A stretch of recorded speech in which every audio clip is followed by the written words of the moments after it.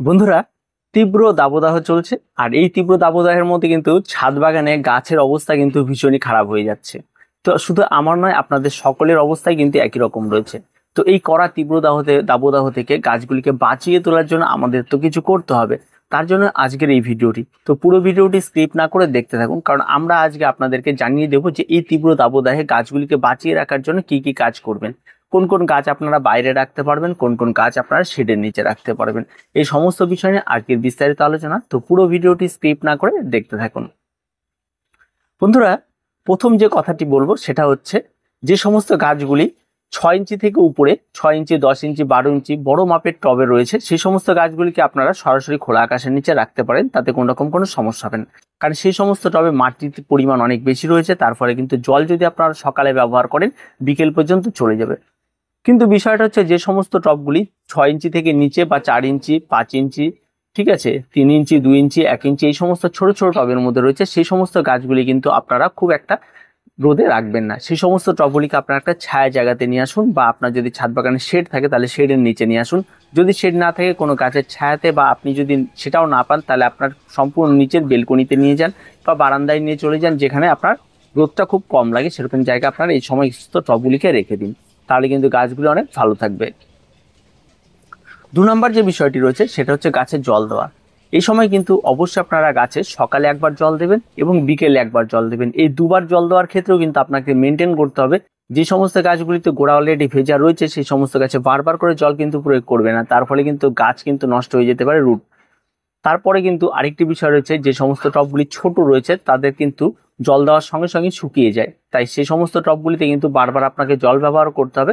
তার জন্য তাদের নিচে একটা প্লেট আপনারা রেখে তার উপরে আপনারা গাছগুলি রেখে দিতে পারেন, সামান্য পরিমাণ জল দিয়ে দিতে পারেন। যারা ঘিসে চন্দ্রমল্লিকা করছেন তাদের ক্ষেত্রেও কিন্তু একটা সমস্যা দেখা দেবে, তাই আপনারা বারবার গাছে জল প্রয়োগ করুন, গাছ যেন কোনো রকমের ঝিমিয়ে না যায় সেই বিষয়টাকে একটু খেয়াল রাখবেন। এবার আসি ফল গাছ। এই সময় দাঁড়িয়ে কিন্তু প্রত্যেকের ছাদ বাগানে ফল গাছের মধ্যে যে গাছটি সবচেয়ে গুরুত্বপূর্ণ গাছ রয়েছে সেটা হচ্ছে আম গাছ। প্রত্যেকের ছাদ বাগানে আম অলরেডি ধরে রয়েছে, তার সঙ্গে সঙ্গে রয়েছে বেদানা, তারপরে মৌসুমী, বিভিন্ন লেবুর ভ্যারাইটি, এই সমস্ত কিছু তো রয়েছে। কিন্তু এই সমস্ত আম গাছে যেহেতু আমগুলি সবে বড় হতে শুরু করেছে, যদি কোনো কারণবশত জলের ঘাটতি দেখিয়ে গাছ যদি একেবারে ঝিমিয়ে যায়, তাহলে কিন্তু এই সমস্ত আমগুলি কিন্তু ঝরে পড়তে পারে। তাই আম গাছগুলিকে আপনারা এমন একটি শেডের নিচে রেখে দিতে পারেন, যেখানে হালকা রোদ হালকা ছায়া লাগে, এরকম জায়গায় রাখতে পারেন, বা খোলা আকাশের নিচেও রাখতে পারেন যদি আপনার টবের সাইজটা অনেকটা বড় হয় এবং জলটি সকালে দিলে বিকেল পর্যন্ত থেকে যেতে পারে, তাহলে কিন্তু কোনো রকম কোনো অসুবিধা হবে না। আর সবসময় খেয়াল রাখবেন যে জল যেন কোনো রকমের ড্রাই না হয়, তাই অবশ্যই একটু দুপুরের দিকে গাছের নিচের থেকেও ছাদে আসার প্রয়োজন নেই, নিচের থেকেও গাছের পাতাগুলির দিকে একটু খেয়াল রাখবেন যেন সমস্ত কিছু ঠিকঠাক থাকে। এবার আরেকটি বিষয় রয়েছে, সেটা হচ্ছে এই সময় কিন্তু গাছে প্রচুর পরিমাণে রোগ পোকামাকড়ের আক্রমণ ঘটবে। যেমন ফাঙ্গালের আক্রমণ ঘটবে, তেমন কিন্তু পোকার আক্রমণ ঘটবে। এই সময় প্রচুর পরিমাণে শুঁয়োপোকার আক্রমণ ঘটবে, প্রচুর পরিমাণে ফাঙ্গালের আক্রমণ ঘটবে। তাই এই সময় আপনারা গাছগুলিকে কিন্তু অবশ্যই অ্যান্টিফাঙ্গাল এবং পেস্টিসাইড, সেটা গাছে আপনারা দেখবেন যদি কোনো কারণে আক্রমণ ঘটে থাকে তাহলে কিন্তু স্প্রে আপনাদেরকে করতে হবে।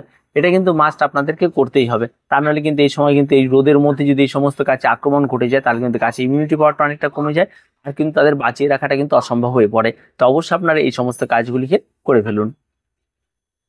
এখন আসি যে সমস্ত কাজগুলি আপনারা এই কড়া রোদের মধ্যে করবে না। প্রথম কথা হচ্ছে, আপনারা দুপুরবেলা ছাদে আসবেন না। দুপুরবেলা এই কড়া রোদে আপনারা ছাদের গাছে জল দেওয়া এরকম কাজটি আপনারা কখনো করেন, বিশেষ করে যারা বয়স্ক বাগানে রয়েছে তাদের ক্ষেত্রে অনুরোধ করব, আপনারা এই কড়া রোদের মধ্যে ছাদে গাছে জল দেবেন না।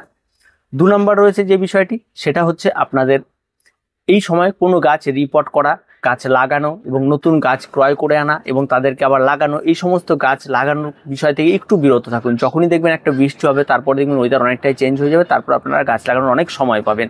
এই সময় কিন্তু কোনো রকমের গাছকে কিন্তু আঘাত দেওয়ার কিন্তু চেষ্টা করবেন না আপনারা। 3 নম্বর যে বিষয়টি রয়েছে সেটা হচ্ছে, এই সময় কিন্তু কোনো রকমের গাছে খাবার ব্যবহার করবেন না।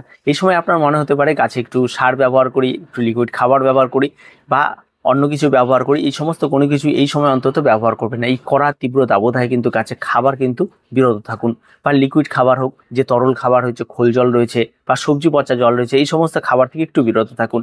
জাস্ট একটু ওয়েট করুন এবং তাতে কিন্তু গাছ নষ্ট হয়ে যাবে না। তার জন্য এই সমস্ত খাবার গাছে প্রয়োগ করে ফেললে কিন্তু গাছে কিন্তু রুট সিস্টেম নষ্ট হয়ে যেতে পারে। বারবার করে গাছে জল দিতে হচ্ছে, গাছে মাটির কখনো ভেজা রয়ে যাচ্ছে, কখনো শুকিয়ে ড্রাই হয়ে যাচ্ছে, এই সমস্ত বিষয়গুলিতে ধ্যান রাখতে হলে কিন্তু গাছে খাবারটা বেশ কিছুদিন একটু স্টপ রাখতে হবে, আর তাতে কিন্তু গাছে কোনো রকম কোনো ক্ষতি হবে না। তো বন্ধুরা, তীব্র দাবদাহে বাগান করতে হলে এই সমস্ত ছোট ছোট টিপসগুলি আপনারা মেনে চলুন, তাহলে আপনার গাছে কিন্তু খুব সুন্দরভাবে বেড়ে উঠবে। আর এই তীব্র দাবদাহে কিন্তু অবশ্যই আপনারা একটু মেনে চলুন। গভর্নমেন্ট থেকে অনেক জায়গায় রেড অ্যালার্ট জারি করেছে, অনেক জায়গায় অনেক সতর্কতা জারি করেছে, আপনারা সেই সমস্ত সতর্কতাগুলিও কিন্তু একটু মেনে চলুন। তো আর কিছু বলেন এই ভিডিওটি আজকে এ পর্যন্ত। এই ভিডিওটি ভালো লাগলে অবশ্যই লাইক, শেয়ার এবং কমেন্ট করুন, আর আমাদের চ্যানেলটিকে অবশ্যই সাবস্ক্রাইব করুন।